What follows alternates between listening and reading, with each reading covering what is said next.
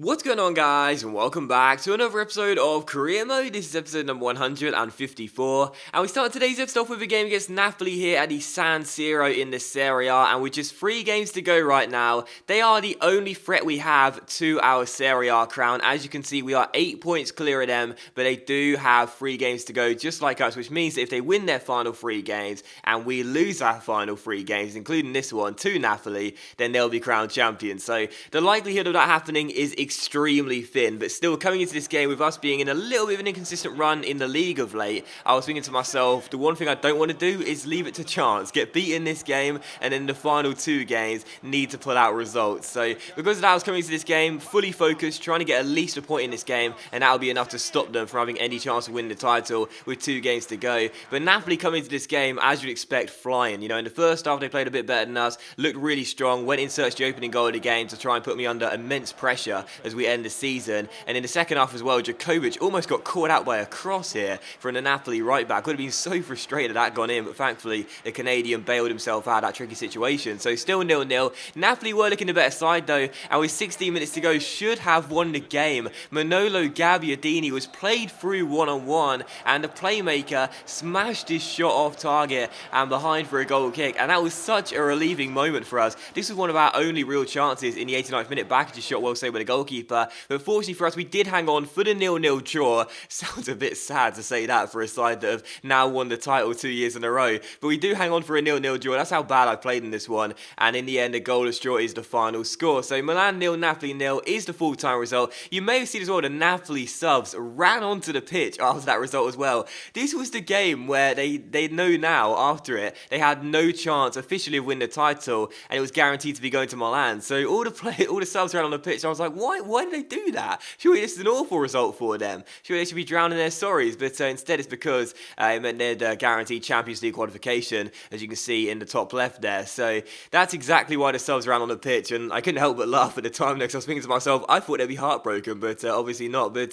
still, either way, we've won the title, so really, really pleased with that. Listen, it was going to happen. I didn't feel the need to be all dramatic about it. It was going to happen. We all knew that. At the end of the day, once we got ourselves the lead in the league, you know, it was pretty much unassailable for us for a time. And the only reason why Napoli still had a chance is because I slipped up in recent weeks. It was, you know, we weren't going to slip up catastrophically though. We basically sealed it in mid-April. So title is ours once again with 2 games to spare. Really, really, really pleased with that. And, you know, not winning the Serie A title, not retaining it in our 6th and final season would have been disastrous. When you spend the amount of money we spent on this Milan side, again, over £250 million, assembling this team over 4 transfer windows, you cannot afford to take a step back. So really pleased to have wrapped it up with 2 games to go, and because of that I decided to go wild. Now if you've been watching me for a while now, you'll know that in my older career modes, when I had basically done my league objective with a couple of games to spare or a game to spare or whatever, in the final games I would maybe do something a bit strange like play Paolo Gazzaniga, a goalkeeper up front, or play a striker in goal or something like that.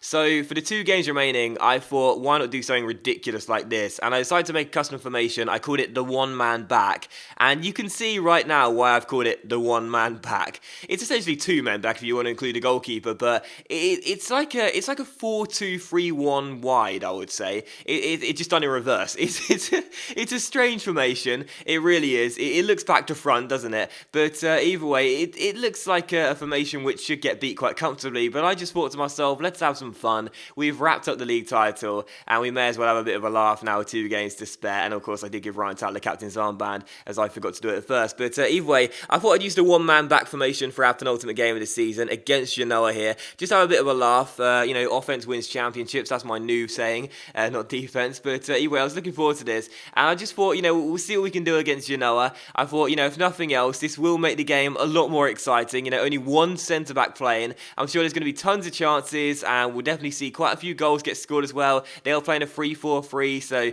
we should see quite a few chances early on in the game as well, straight from kickoff really, and at half-time the score was 0-0.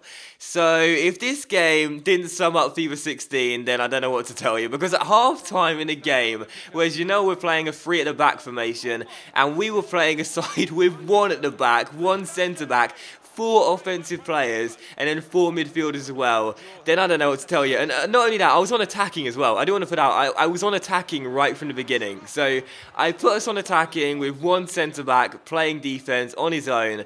And yeah, at half-time it was 0-0. There were some chances in the first half. And if either side were a little bit more clinical, we may have seen a goal in the first half. But yeah, I mean, this is just FIFA 16. You know, you just don't get to score goals, sadly. The pinnacle of football is supposed to be about scoring goals, not in FIFA 16. It's all about passing the ball. But either way, it was 0-0 at the break, which was just hilarious to me. But in the second half, we did score a goal from a free kick, and this is the goal we scored.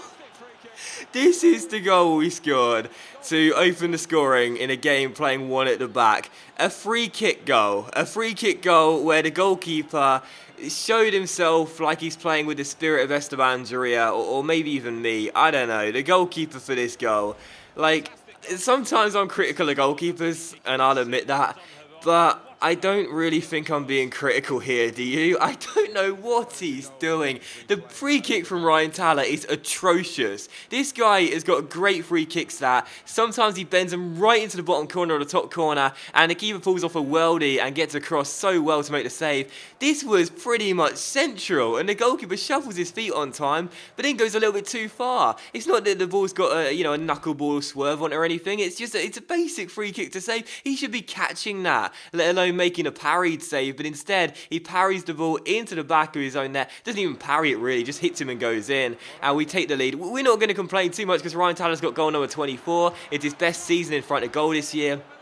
He's going to retain the golden boot again, and of course we're going to win this game as well because Sousa came off the bench in the second half and made it Genoa 0 Milan 2. I went even more attacking as well in the second half, which I found quite funny, but either way, Sousa did make it 2-0 to Milan. That was going to wrap up the game, but awful goalkeeping for the first goal, but we did win the game by 2-0. First Ryan Talla and then Sousa off the bench with his first goal of the season, and we do win on the penultimate game of the league as well. So that was good to see. 2 games without a win, now returning to winning ways, but keeping a clean sheet with a 1 at the back formation, I mean, that was just hilarious. And I had 8 shots in that game, only 1 fell on target though, and I just found it so funny that at half time it was still 0-0. But either way, the final score was 2-0. We won the game with that 1 at the back formation, and I just thought I'd try something, why not? And yeah, it worked. I didn't expect it to work. I thought we'd lose like 3 or 4-1, but clearly not. But still, following that, Italy announced their squad for the Confederations Cup. 8 of the 24 players are from Milan, so that's a third. That's incredible. And for our third and final game of today's episode here, it is the Serie A final day. And as it's our last episode in a post-commentary format, and this is the last game where we can have a mess around, really, I thought I certainly would mess around. Not play the 1 at the back of formation again, but instead play Ruben Loftus-Cheek in goal. Yeah, I had a couple of requests for this, and I've done stuff like this before in my older career mode, so I thought it was a bit of a throwback, really. I thought I'd throw RLC in goal for our final game in the league and just see what he could do in the grey jersey. Although I did find it kind of funny, I'm not sure whether you'll notice it because of the camera angles, but Loftus-Cheek was actually wearing the number 1 shirt, so I don't know whether the club store couldn't be bothered to print one with Ruben Loftus-Cheek 36 on the back. I'd imagine they just said borrow one of Djokovic's old jerseys, so because of that, RLC had the number 1 on the back of his shirt, not the 36 for some strange reason. But either way, we do win Empoli for the final game of the Serie A season and almost score one of the goals of the season as well, right from kickoff, passing it back and then going forward. A really nice team build up there, so many players getting involved, and then Matthias, the Empoli goalkeeper, pulled off an absolutely superb save and kept it at 0-0. But a few minutes later, RLC, well, what a save this was by Loftus-Cheek, incredible stop by the goalkeeper, and it's still 0-0. So Loftus-Cheek starting in goal with a great save there. He was going to be desperate for a clean sheet in his first appearance between the sticks, and that was fantastic saves. He kept the score at 0-0. In the 17th minute, Matthias made another fine save for Empoli here as the Empoli shot stopper kept the score goalless. Really good save there. And just a couple minutes later, we had another good chance here as Rescaldani wins us the ball back, gives it to Morata. Morata finds Mitov Nilsson, and Ibra's regen is once again denied by another fine save by the number 41. So still goalless in this game. And in the 31st minute, yet another chance for Milan. Ryan Talla wins the ball back here, finds Alvaro Morata, the only 2 first 11 players linking up, and again then Matthias pulls off an unbelievable save and kept it at 0-0. So in this game, we had come out of the blocks flying. I'd rested so many players for this one. Only Morata and Ryan Thaler were the first 11 players. But, I could not score. I could not score. Ryan Thaler hits the post there after a really nice set-piece routine. It was one of those games where you just knew you weren't going to find the back of the net no matter how hard you tried. And in the second half here, just past the hour mark, it was still goalless. Empoli came forward. I dragged my centre-backs out of position like an idiot. Abel Hernandez found Brown today, who ran through one-on-one, and poor old RLC, not showing much experience there from a goalkeeper, goes to ground when Nade has an easy chip over the top of him. He does just that with the goal exposed, and Brown today, it makes it Milan 0, Empoli 1. So Empoli take the lead here, 19 minutes after the restart, and unfortunately for us, the away side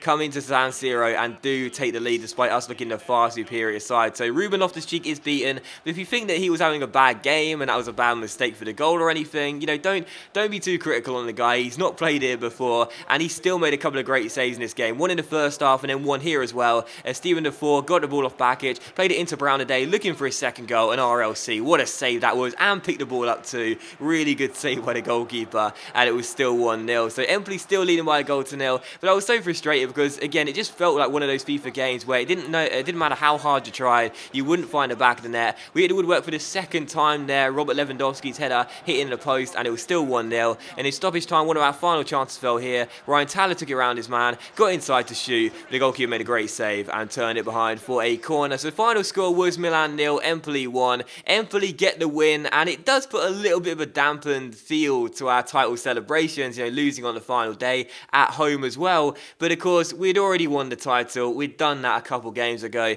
And again, had we kept our form up, we would have done it really in late April. So we would have been crowned champions, a few weeks ago. Not in today's episode, but I slipped up a little bit really. But either way, we've won the title. That's the most important thing. We are indeed champions of the Serie A for a second straight season. Not winning it would have been disastrous, but to win it for 2 straight years in a row, the 2 seasons we've been here at Milan, once again winning the Serie A title, it's so great to see. To retain the title, to retain the league, always makes you feel so good knowing you've been better than the other teams in the league 2 straight years in a row. And so to do it with Milan in our first 2 years, our first and now only 2 years, as we know, is absolutely awesome. So Ryan Thaler lifts it aloft again, as do the backup brigade plus Morata too. And it's just good to get another title secured with Milan. It really is. That's now, if you want to include the Watford league titles as well, that is 1, 2, 3, 4 in a row. 4 out of 6 seasons. That's pretty impressive, isn't it? 2/3 of the seasons you've seen during this career mode, we've won a league title. Now that's pretty impressive, isn't it? So very pleased with that. Still, again, not pleased to have not won on the final day, but Matthias was a monster for Empoli. But either way, we don't mind too much. Either way, Golden Boot was Ryan Thaler with 24 goals. That's the team of the season. Djokovic and Ryan Thaler got in it, and also as well, player of the tournament did go to Jeremy Djokovic in goal. We got £14 million to win the league title as well, and I'm really, really, really delighted we have indeed secured it. So final look at the league table then. This is how it ends up looking. Milan finished top of the table by 6 points. Juventus in second. Napoli in third. They were a whole 8 points behind us in the end. Udinese finished in 4th place. What a season they had with 76 points. Inter finished in 5th with 71. And then there was quite a gap between them and Roma by 9 points from 5th to 6th. So yeah, pleased with that. Ryan Thaler was the top scorer with 24 goals. Morata sadly didn't finish in the top 3 in the end. He finished in 4th place with 14 goals. But that's still an impressive debut year for Morata. I think 14 goals in his first Serie A season with Milan, not Juventus. So very, very happy with that. And I was hopeful. I was hopeful he could have at least finished in the top 3, preferably top 2 Morata. So a 1 and 2 finish of top scorers. Never done that before. But either way, 1 and 4 is not too bad at all. Those two combining for 38 of our league goals this season. Pretty impressive from the boys up top. So very pleased with that. And as you can see, we ended today's episode off here by going into the Champions League final against Barcelona. So that is doing today's episode of Career Mode, guys. And I want to say a massive thank you for watching. This is the last episode done in the normal post-commentary format. So I know I'll be saying it lots in the next episode, the final episode. But I do want to say a massive thank you for watching this series. I really hope you have enjoyed it. It's been so much fun for me. It really has. I've enjoyed every single second making videos for you guys in this series. I've had so much fun, and I really hope you guys have enjoyed it as well. So thank you for watching this series. Thank you for watching this episode as well. If you have enjoyed today's episode, please do consider leaving a like, because that's of course much appreciated. I really want my channel to grow as well. And I'll see you for the Champions League final, the final episode of this series very soon.